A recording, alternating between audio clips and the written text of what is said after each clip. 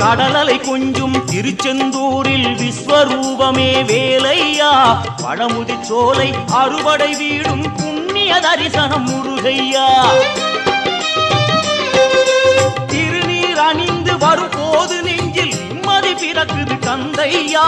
சுகனே சிவனார் மகனே உன்னை பாட பாட சுகமாகுதையா வேல் முருகா அரோகரா அரோகரா வேல் முருகா